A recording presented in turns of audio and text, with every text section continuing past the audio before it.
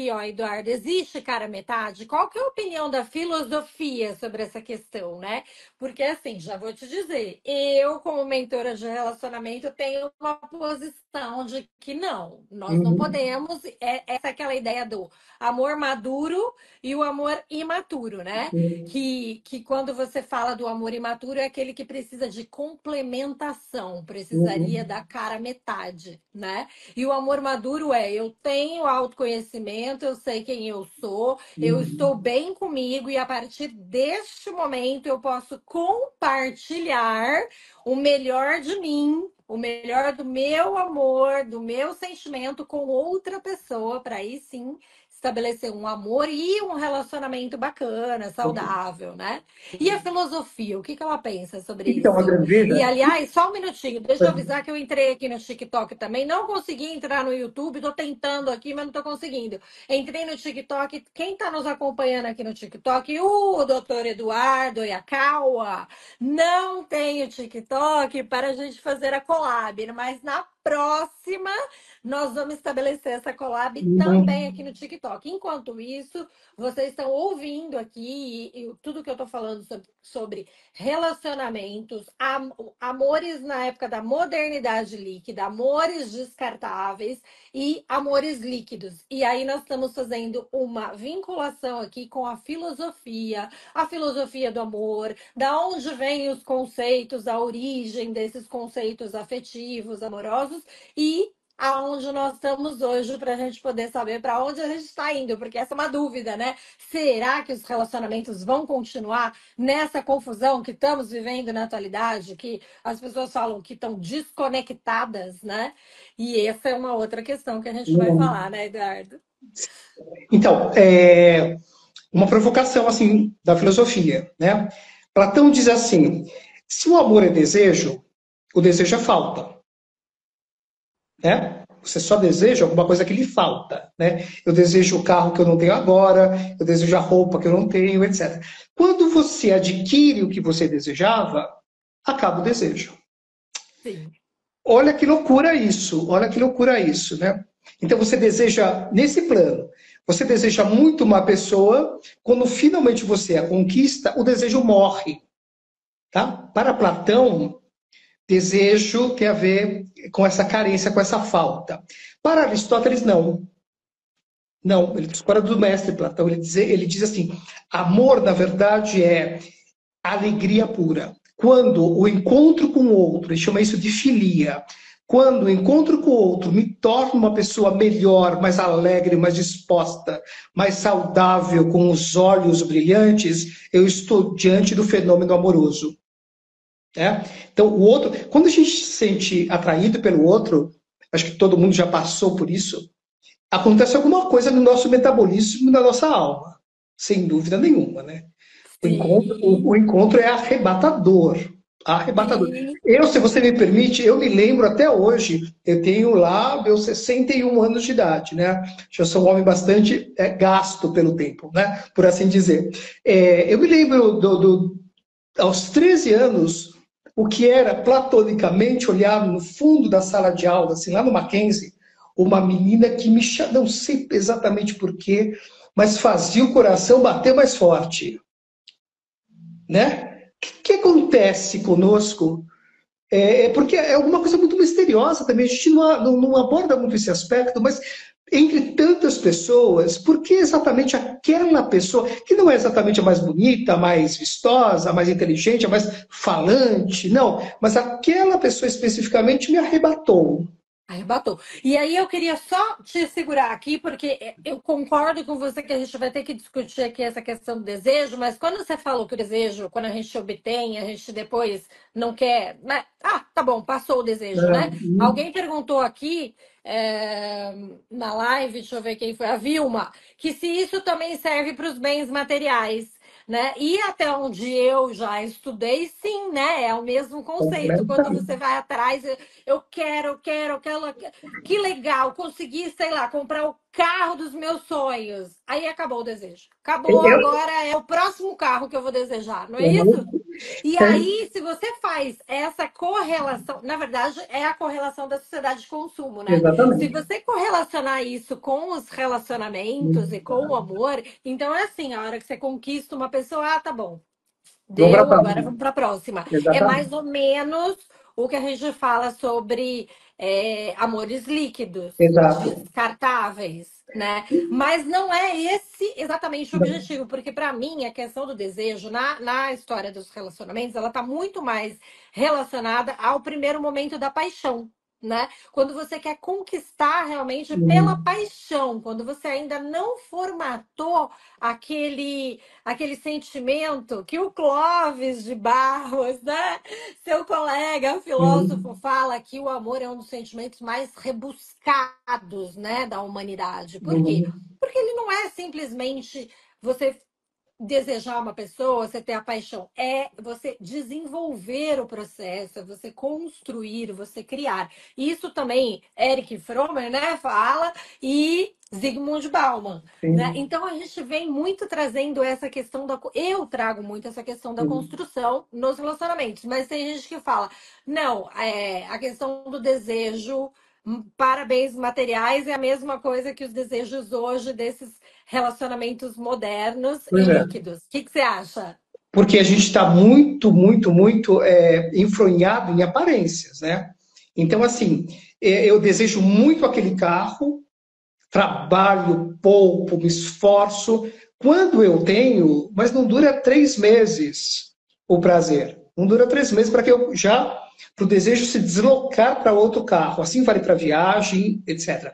Se a gente deslocar essa mesma lógica do consumo, da sociedade de consumo, para seres humanos, nós estamos perdidos. Completamente. Completamente.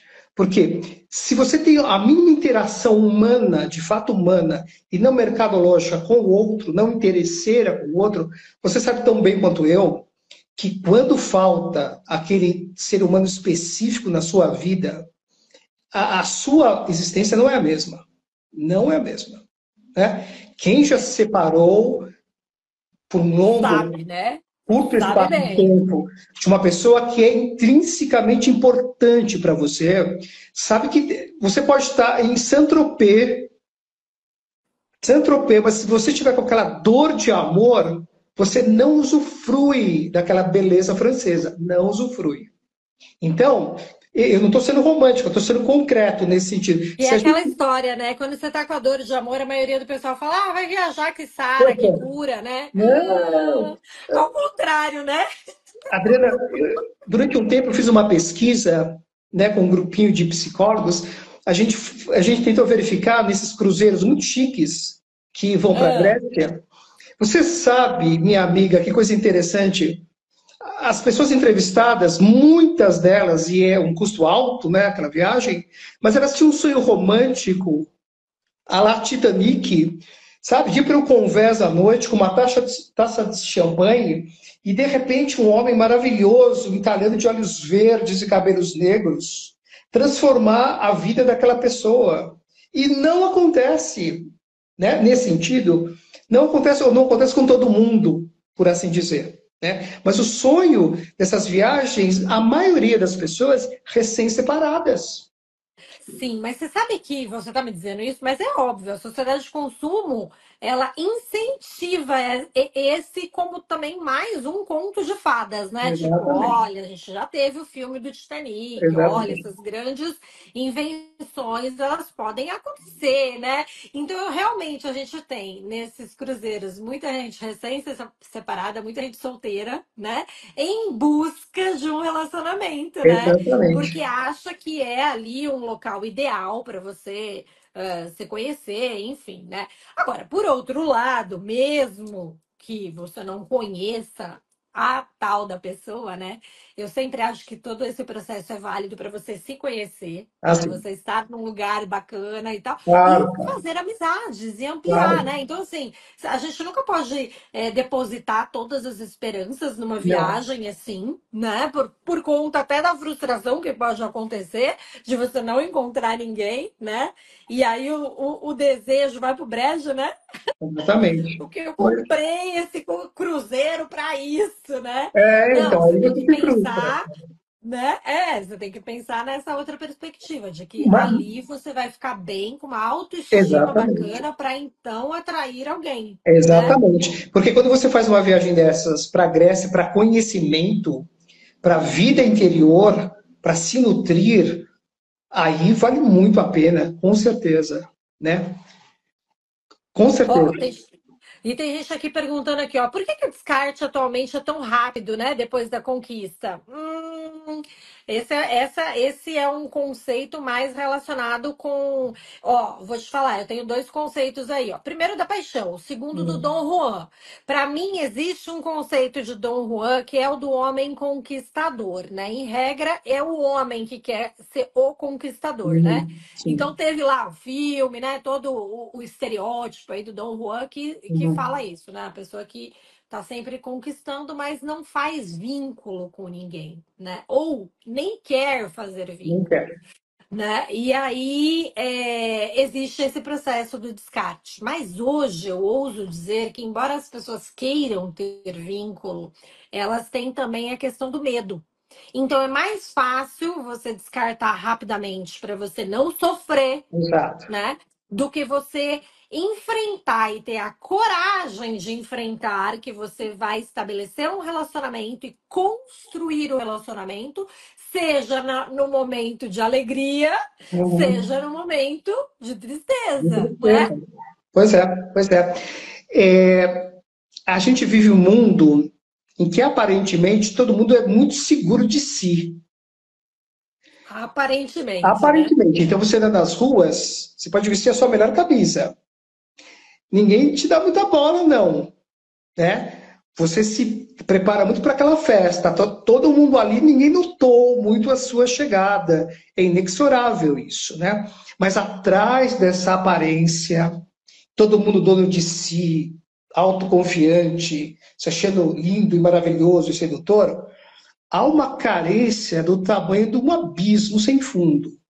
Freud dizia, você sabe melhor do que eu, dizia assim, uma pessoa insegura, e são tantas pessoas inseguras, quando ela vê uma pessoa muito interessante e quer se aproximar, quer abordar essa pessoa, mas ela é tão insegura, ela tem tanto medo de ser rejeitada, sabe o que ela faz naturalmente? Ela rejeita primeiro. Ela rejeita primeiro. Então, não, já vê defeitos? Não, deve ser um mau caráter. Estou vendo que o gesto dele é muito, muito exagerado. Já descarta antes de conhecer a pessoa por insegurança mesmo, né? Não se permite o encontro. E nada, Adriana, a gente fala desse lado mais difícil e sombrio, mas eu acho que nada, realmente nada, na experiência humana que é tão curta, né? Vale mais a pena do que grandes encontros. Grandes encontros. E a gente tem surpresas tão maravilhosas, tão maravilhosas. E a filosofia sempre teve um problema com a aparência, sabe? A filosofia sempre quis transcender das aparências.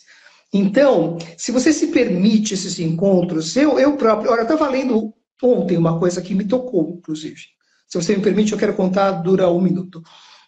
Claro. Um padeiro judeu, padeiro, na época da Segunda Guerra Mundial, foi preso pelos nazistas, né? Era um homem muito famoso e tal, foi preso pelos nazistas e o trem para Auschwitz. E fazia um frio danado, ninguém aguentava o frio, e todos eles estavam famélicos e desesperados, com muito medo, né? Então as pessoas tiritando de frio, desesperadas, os olhos, né, brilhando desse medo terrível, o medo da morte, afinal de contas. E aí esse padeiro contou, porque ele sobreviveu, ele contou o seguinte, que ele conhecia uma pessoa de todas as que estavam no vagão. Ele abraçou essa pessoa durante o trajeto inteiro, né? ele a aqueceu e reciprocamente. Ela, né, a pessoa, o aqueceu. E durante o trajeto inteiro, ele foi falando assim: resista, resista, resista, você é forte, você vai vencer, sigamos juntos, vamos sobreviver. Nós dois vamos sobreviver. Adivinha o que aconteceu quando os alemães abriram as portas do vagão? Só os dois estavam vivos. Todos os outros feneceram no medo, na solidão e no desamparo, né? Então, é uma metáfora para que a gente saiba o seguinte: por mais que as pessoas tenham essa máscara de autossuficiência, de poder, essa prepotência que está aí espraiada e até incentivada em muitos círculos sociais, a gente tem que saber que o ser humano, em última instância, ele é um ser que tem um grande medo da vida. Um grande medo da vida. Porque a vida impõe desafios enormes. E muitos de nós não temos armas afetivas, psicológicas, intelectuais para esses grandes desafios, né? Adriana, quantas pessoas hoje cuidam dos seus pais velhinhos, por exemplo? Pois é. Né? Eu vivo um pouco essa situação, Claro. então eu me solidarizo com gente extraordinária, que são heróis. Heróis. O pai com Alzheimer, o cara deixou coisas, está. A gente, qual é a palavra para definir isso? Amor. Mas não há outra palavra. Aliás, de todas as definições de amor, a que eu mais gosto é a cristã. É a cristã. Né?